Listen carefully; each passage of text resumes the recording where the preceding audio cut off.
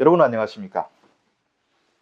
이번 설 연휴에 김경희가 6년여 만에 나타나서 논란이 많았죠. 제 유튜브 구독자분들도 궁금해하시는 분들이 꽤 많으신데, 사실 저도 김경희에 대해서는 참 많은 이야기를 들었습니다. 분통이 터져 죽었다, 알아 죽었다, 독살됐다 다 들었습니다. 심지어 미국 CNN이 39호실 간부를 인용해서 김경희가 독살됐다고 보도하기 전에 저는 그분을 서울에서 만나서 직접 들었습니다. 그럼에도 저는 그런 빅뉴스도 쓰지 않았습니다. 그만큼 저는 죽었다는 기사는 확신 없으면 쓰지 않습니다. 또 북에서는 김경희가 아직 살아있으니까 쓰지 말라는 정보원도 있었습니다. 덕분에 제가 북한 기자 18년 하면서 숱한 처형설을 보도했지만은 최소한 아직까지는 제가 죽었다고 한 사람이 살아나온 적이 없습니다. 망신당하지 않아서 참 다행이긴 한데, 북한 뉴스에서는 언제든 오보가 나올 수 있기 때문에 앞으로도 교만하지 않고 방심하지는 않겠습니다. 그럼 김경희가 죽었을까요? 살았을까요? 판단은 여러분들의 몫인데, 제가 들려드리는 이야기를 참조하시면 좀 도움이 되실 겁니다. 북한이라는 나라는 사실상 패밀리 재벌 기업과 유사한 점이 참 많습니다. 창업주 김일성, 2대 김정일, 그리고 3대 김정은까지 내려왔죠. 대가 바뀔 때마다 한국 재벌 기업에서는 임원들이 우수수 물갈이가 됩니다.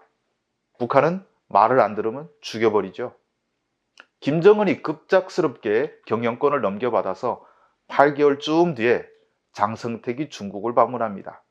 여기서 중국이 마침 잘 됐다, 새파랗게 어린 김정은을 쑥 밀어내고 내가 실권자가 돼서 개혁 개방을 해라, 우리가 밀어준다, 이런 식의 언지를 받았습니다. 그때만 해도 국정에 대해서 아무것도 모르는 김정은은 장성택이 시키는 대로 하고 돈도 타서 쓰던 때였습니다. 그런데 이 얘기가 나중에 북에 건너갑니다. 비밀을 넘겨준 조윤캉은 중국 상무위원임에도 불구하고 장성택 숙청 이후 국가비밀 누설죄로 무기징역을 선고받았습니다. 자, 김씨 패밀리 기업을 장씨가 장악하려 하고 있고 어마무시한 세력이 뒤를 밀어줄 것이라는 정보가 왔습니다. 김경희는 김씨 패밀리의 어른이자 한편으로는 장성택의 부인입니다. 그가 핏줄을 선택할까요? 남편과의 사랑을 선택할까요? 한국 재벌을 보면 정답이 나옵니다. 지금까지 수백 개 재벌 중에 대가 끊기지 않았음에도 불구하고 성이 다른 사위에게 기업이 건너간 경우가 있습니까? 그런 일은 절대 일어나지 않습니다. 패밀리 기업의 특징이 바로 이렇습니다. 어떤 일이 있어도 핏줄이 먼저입니다. 더구나 장성택과 김경희는 사이가 좋은 부부도 아닙니다.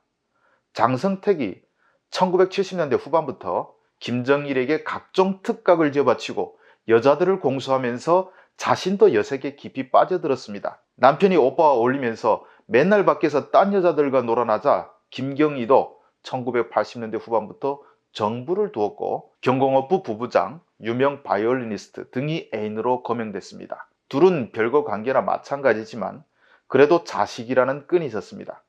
그런데 부부 사이의 유일한 자식인 딸 장금송이 2006년 프랑스에서 자살했습니다. 김경희와 장성택 사이에 아들이라도 있었으면 모를까 딸마저 죽으니 인연의 끈이 끊긴 거죠. 장이 북한을 장악하면 피 한 방울 섞이지 않는 장씨 가문에 김씨 가문이 도륙을 당하지 않겠습니까? 김정은이 홀로서기 할 때 대들을 보면 김경희 옆자리에는 북한에서 최고 실세 중에 실세라 할 수 있는 조직지도부 부부장들과 보위부장, 이런 사람들이 앉아 있습니다. 진짜 실권자들을 김경희가 옆에 끼고 있다는 것을 과시하는 장면인데 한국에서는 이를 눈치채지 못하더군요. 김이냐 장이냐 이런 상황에서 여러분들이 자식도 없는 김경희라면 어떤 합리적인 선택을 하시겠습니까? 패밀리 기업의 특징은 가문이 정할 일이 있고 임원이 정할 일이 따로 있다는 것입니다. 갑자기 아버지가 죽고 어린 삼형제가 나라를 잡았습니다. 제가 들은 신뢰성 있는 정보에 따르면 김정은이는 형 김정철과 김여정 3자매가 함께 주말에 모여서 누구를 쓰고 누구를 숙청할까, 이런 패밀리 회의를 한답니다. 그런데 중요한 문제는 고모의 허가를 받고 김여정이 주로 중간 메신저 역할을 한다는 정보를 받았습니다. 그렇지만 저는 확인할 수 없으니 이것도 쓰지는 않았습니다. 요즘 저는 사실 기자로서 자괴감마저 들 정도입니다.